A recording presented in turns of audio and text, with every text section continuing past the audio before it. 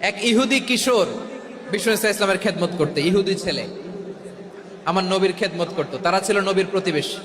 তো অনেক দিন হয় ইহুদি ছেলেটা আসে না। বিশ্বনবী খোঁজ দিলেন, ঘটনা কি? একটা ইহুদি ছেলে না আমার খেদমতে আসতো, ছেলেটা কই? খোঁজ নিয়ে জানলেন ছেলেটা অসুস্থ। বিষ্ণু ইসলাম ওই ইহুদির বাড়িতে চলে গেলেন ওই ছেলেটাকে দেখা করার জন্য, ভিজিট করার জন্য। সুবহানাল্লাহ পড়বেন না? গেলেন, যে দেখে ইহুদি ছেলেটা মুমূর্ষ, জান জান যায় যায় ভাব, বিছানায় পড়ে আছে, তার বাবা দাঁড়ানো।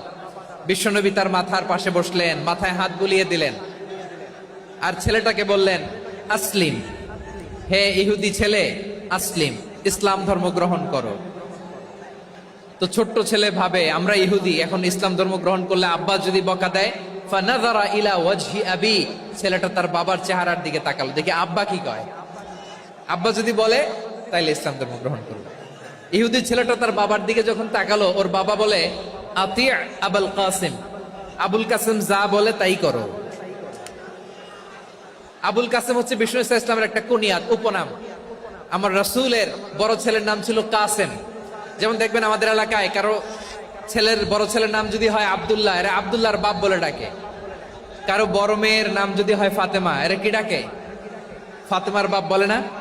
তো বিষ্ণু ইসলামের বড় ছেলের নাম ছিল কাসেম।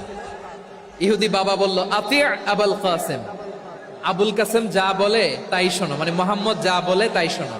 এই কথা শুনে ছেলে সাহস পাইছে, ছেলে আবার পড়তে আরম্ভ করলো, আশহাদু আল্লাহ ইলাহা ইল্লাল্লাহ ওয়া আশহাদু আন্না মুহাম্মাদার রাসূলুল্লাহ, পড়েন আল্লাহু আকবার। বিশ্বনবীর আহ্বান শুনে, ওই আহ্বানে সাড়া দিয়ে ইহুদি ছেলে শাহাদা পড়ে মুসলমান হয়ে গেল। তার হৃদয়টারে ইমানের নূর দিয়ে আলোকিত করে দিল কে?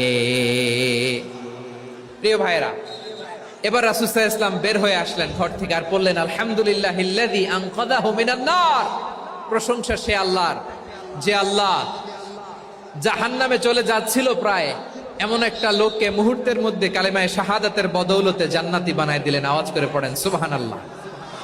এই হাদিস থেকে আমরা কি শিখলাম? What is the moral of the story? এক নম্বর স্টোরি হলো, প্রতিবেশী ইহুদি হোক হিন্দু হোক, যাবেন, সুসম্পর্ক রাখবেন, উপহার দিবেন, বিপদে পাশে দাঁড়াবেন, তাইলেই তো আপনাদের প্রতি, মুসলমানদের প্রতি তারা আকৃষ্ট হবে, ঠিক কিনা বলেন? আপনি যদি হিন্দুদের সাথে বৌদ্ধদের সাথে নাই মিশেন, নাস্তিকের কাছে নাই যান, তো ইসলামের সৌন্দর্যটা ওরা বুঝবে কেমনে?